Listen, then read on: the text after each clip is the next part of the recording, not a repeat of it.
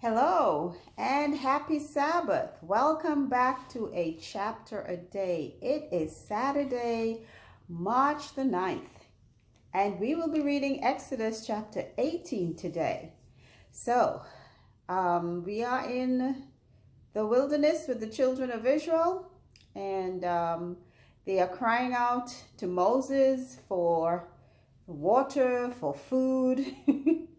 And God is just showing up and showing them his power and his love and his mercy. And the last one we encountered was God's instructions to Moses to hit the rock so that water can flow out and the children of Israel can drink. So we're moving on. Moses he built an altar. They always build an altar to God like in thanksgiving and remembrance. So when people see that altar, they will know that something great or significant happened there concerning God, Jehovah. And he named the place Jehovah Nissi.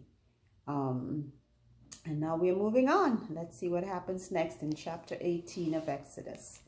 When Jethro, the priest of Midian, Moses' father-in-law, heard of all that God had done for Moses and for Israel, his people, and that the Lord had brought Israel out of Egypt, then Jethro, Moses' father-in-law, took Zipporah, Moses' wife, after he had sent her back, and her two sons, of which the name of the one was Gershom, for he said, I have been an alien in a strange land.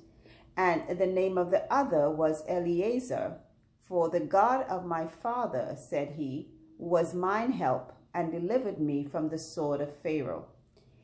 And Jethro, Moses' father-in-law, came with his sons and his wife unto Moses into the wilderness, where he encamped at the mount of God. And he said unto Moses, I, thy father-in-law Jethro, am come unto thee, and thy wife, and her two sons with her. And Moses went out to meet his father-in-law, and did obeisance, and kissed him, and they asked each other of their welfare, and they came into the tent. And Moses told his father-in-law all that the Lord had done unto Pharaoh, and to the Egyptians for Israel's sake, and all the travail that had come upon them by the way, and how the Lord delivered them. And Jethro rejoiced for all the goodness which the Lord had done to Israel, whom he had delivered out of the hand of the Egyptians.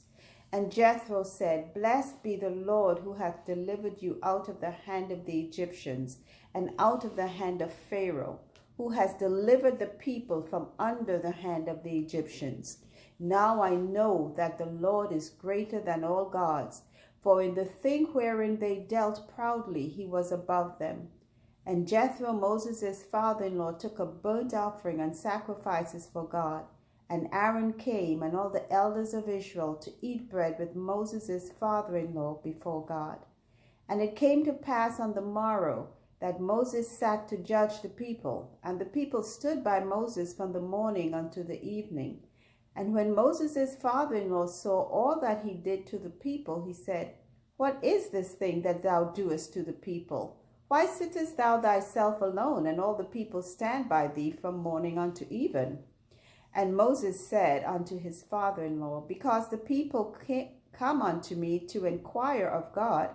When they have a matter, they come unto me, and I judge between one and another, and I do make them know the statutes of God and his laws. And Moses' father-in-law said unto him, The thing that thou doest is not good. Thou wilt surely wear away both thou and this people that is with thee, for this thing is too heavy for thee. Thou art not able to perform it thyself alone. Hearken now unto my voice, I will give thee counsel, and God shall be with thee. Be thou for the people to Godward, that thou mayest bring the causes unto God. And thou shalt teach them ordinances and laws, and shalt show them the way wherein they must walk, and the work that they must do. Moreover, thou shalt provide out of all the people able men, such as fear God, men of truth, hating covetousness, and place such over them, to be rulers of thousands and rulers of hundreds, rulers of fifties and rulers of tens. And let them judge the people at all seasons. And it shall be that every great matter they shall bring unto thee, but every small matter they shall judge. So shall it be easier for thyself, and they shall bear the burden with thee. If thou shalt do this thing, and God command thee so, then thou shalt be able to endure, and all this people shall also go to their place in peace. So Moses hearkened to the voice of his father-in-law, and did all that he had said. And Moses chose able men out of all Israel, and made them heads over the people, rulers of thousands, rulers of hundreds, rulers of fifties, and rulers of tens. And they judged the people at all seasons. The hard causes they brought unto Moses, but every small matter they judged themselves. And Moses let his father-in-law depart, and he went his way into his own land. And that's the end of the reading for Exodus chapter 18. So a quick recap will be that Moses' father-in-law, Jethro, I think at one time the first mention I heard of when he met Zipporah's father, his name was Reuel, but they are sticking with Jethro. So he came to visit Moses. Apparently Moses had sent his wife and sons back to their father, her father, at some time. And now that Moses and they have settled, and they're no longer, battling with Pharaoh, that it's safe for him to bring them back, and he brought them back. Moses had two sons with Zipporah, Gershom and Eleazar. And I'm wondering if I've ever heard Eleazar. I've heard of Eleazar later on, but I'm not sure if it was Moses' son or another. Okay, so now he's back. Moses came to welcome him, very respectful. And it's Moses tells his father-in-law, it's very good to respect age. People who are age have wisdom, they have learning, they have things that they can tell you that you can learn from.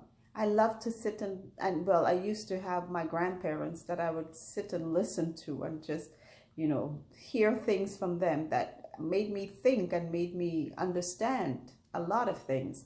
So the age that to be revered, they're to be respected, not disrespected. Age doesn't make you foolish. You're foolish thinking that the older people are not. Age has experience. People can tell you things. There's nobody in this earth who can teach you something. So he respected his father-in-law, and his father-in-law heard all of the great things God had done. So he knew that this God that Moses served was the God. So he offered up a sacrifice, a blessing, a burnt offering as a sacrifice. And all the elders of Israel came and sat with Moses and his father-in-law. And then his father-in-law saw what he was doing, judging the people, because that's what he did. He was a judge among the people. And he realized that 500,000 people can't be coming to you to get advice, So he had to give him the suggestion, hey, you know what? Or the instruction, would be better if you divide the groups of people. Get some of the people who can be good leaders and overseers over groups of these people, and teach them the laws, and then have them deal with the groups that they are assigned, depending on whatever the complaint is or concern is that the people bring before them. So Moses listened, and he divided the people into groups of hundreds and tens and fifties, and he put rulers over them. So those rulers would be the people they go to, and not just to him, because he was really going to wear himself out morning till evening.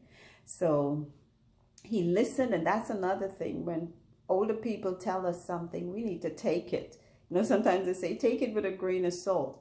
If you know the person that you're speaking to has wisdom, and even if you don't know, still, in every bit of nonsense, there's the word sense. Yeah, nonsense. So see what you can find in it, and listen, and follow after their instructions. And that's what Moses did, and God blessed him and had him made it work. It worked. So his father-in-law left and went back to his own land. And that is the end of our reading. I pray you all have a wonderful day. Thank you again for those of you who are following the channel. and listening and hopefully getting some inspiration, information, or just thought from whatever you hear. Until then, have a great day. Until our next reading. Bye.